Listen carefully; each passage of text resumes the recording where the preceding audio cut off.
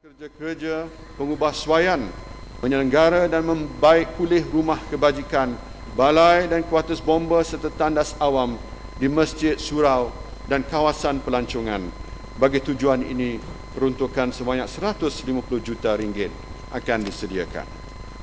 Tuan Yang di-Pertua, untuk menambahkan lagi pendapatan rakyat, kerajaan akan menerbitkan bon simpanan kerajaan berasaskan syariah berjumlah 5 bilion ringgit pada tahun ini.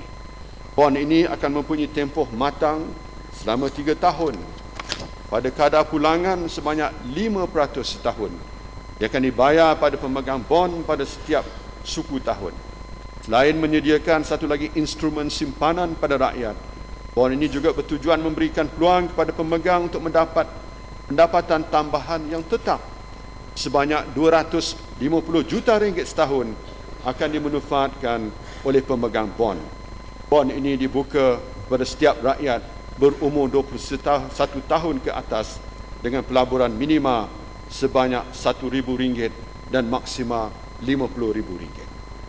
Tuan Yang di-Pertua, bagi memantapkan lagi pembangunan modal insan terutamanya dalam menyediakan persekitaran yang selesa untuk pembelajaran, kerajaan akan menyediakan peruntukan sebanyak 1.95 bilion ringgit bagi membina dan menambah baik kemudahan 752 buah sekolah, utamanya di kawasan luar bandar termasuk di Sabah dan di Sarawak. Sebanyak 300 juta daripada peruntukan tersebut akan digunakan untuk menambah baik kemudahan sekolah agama bantuan kerajaan, sekolah jenis kebangsaan Cina, sekolah jenis kebangsaan Tamil dan mission schools. Tuan Yang di-Pertua, kerajaan akan terus memastikan rakyat di luar bandar menikmati kemudahan asas yang mencukupi, utamanya bekalan elektrik, air serta jalan luar bandar. Darah ini, peruntukan sebanyak 230 juta ringgit telah disediakan untuk projek meningkatkan liputan bekalan elektrik dan air di kawasan luar bandar, terutama di Sabah dan Sarawak. Di samping itu, peruntukan tambahan sebanyak 350 juta ringgit disediakan bagi pembinaan jalan luar bandar. Usaha ini akan meningkatkan aktiviti ekonomi melalui pengambilan kontraktor kecil dan pekerja tempatan di kawasan luar bandar. Di samping itu, kerajaan juga akan menambahkan peruntukan sebanyak 500 juta ringgit untuk PR dan PIAS dengan memberi tumpuan kepada Sabah dan Sarawak. Tuan Yang di-Pertua, kerajaan akan terus memberi tumpuan pada menyediakan infrastruktur serta meningkatkan aktiviti ekonomi di Sabah dan Sarawak. Untuk tujuan ini, sebanyak 1.2 bilion ringgit akan diperuntukkan projek dan program yang akan dijalankan di Sarawak, termasuk pembesaran lapangan terbang Sibu, pengerukan pelabuhan Miri, membaik pulih infrastruktur akibat banjir, menaik taraf sekolah, membina pusat latihan lawas, estet perindustrian kota Semarahan dan meningkatkan kemudahan pelancongan.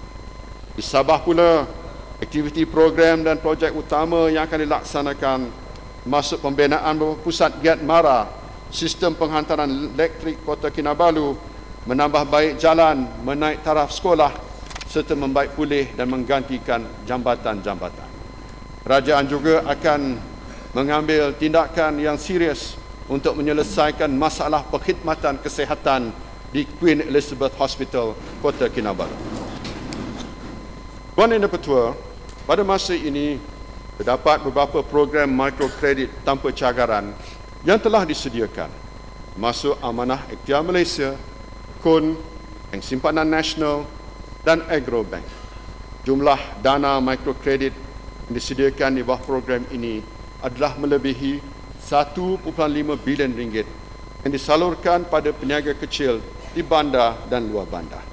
Sebagai tambahan, program mikrokredit di bawah Agrobank akan diperuntukkan sebanyak 300 juta ringgit untuk membantu golongan petani dan peniaga dan 50 juta ringgit untuk program mikrokredit di bawah tekun.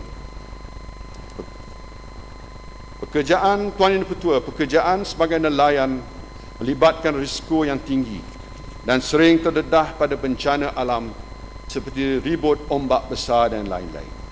Untuk membantu nelayan yang mengalami musibah di laut, kerajaan menyediakan peruntukan permulaan kepada tabung kebajikan nelayan sebanyak RM2 juta yang akan diuruskan oleh Lembaga Kemajuan Ikan Malaysia. Tuan Yang Di-Pertua, dalam bajet 2009, peruntukan sebanyak RM830 juta disediakan bagi melaksanakan program jaringan keselamatan sosial untuk menjamin kesejahteraan hidup golongan yang kurang bernasib baik.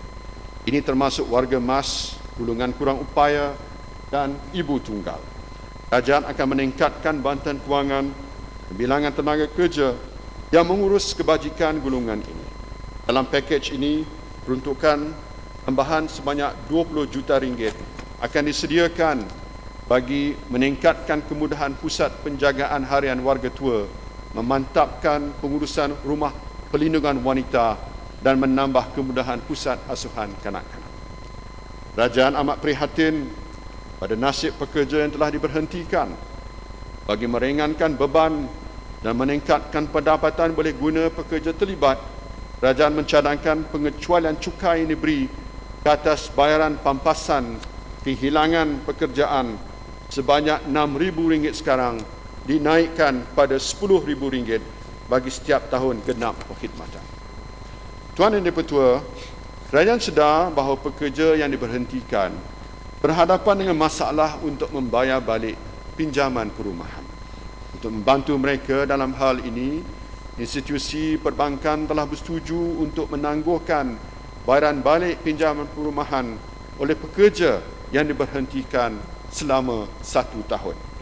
Bagi menyokong usaha, institusi perbankan memberi kelonggaran ini, kerajaan bersetuju pendapatan faedah bank berkaitan dengan penangguhan bayaran balik perumahan hanya dikenakan cukai apabila pendapatan tersebut diterima. Tuan Yang Di-Pertua, ras yang ketiga, membantu sektor swasta menghadapi krisis. Kerajaan akan memberi tumpuan pada usaha menyokong aktiviti sektor swasta agar terus dapat beroperasi dalam persekitaran yang sukar. Selain itu, kerajaan juga akan melaksanakan langkah-langkah untuk meningkatkan keyakinan pelabur asing dan tempatan untuk terus mengembangkan ekonomi domestik. Perusahaan kecil dan sederhana PKS memainkan peranan penting dalam penjanaan pertumbuhan ekonomi negara dan pengujudan peluang pekerjaan. Pada masa ini, PKS merangkumi 99% daripada jumlah perniagaan berdaftar di Malaysia dan menyumbang 56% pada jumlah pekerjaan serta 32% kepada KDNK. Kerajaan sedar PKS yang telah terjejas daripada persekitaran ekonomi global yang lebih sukar, terutamanya daripada pengucupan pasaran ekspor. Pada masa ini, Credit Guarantee Corporation CGC di bawah Bank Negara Malaysia telah menyediakan skim jaminan usahawan kecil untuk membiayai modal kerja kepada PKS yang mempunyai dana pemegang equity kurang daripada RM3 juta. Tuan Yang Di-Pertua, kerajaan akan menubuhkan satu skim jaminan modal kerja berjumlah RM5 bilion bagi membiayai modal kerja syarikat-syarikat yang mempunyai dana pemegang equity di bawah RM20 juta. Kerajaan akan menyediakan jaminan dengan nisbah 80-20, iaitu 80% kerajaan dan 20% institusi kewangan yang menyediakan pinjaman bagi membiayai modal kerja syarikat.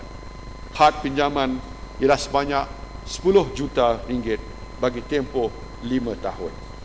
Saya telah menerima banyak pungutan daripada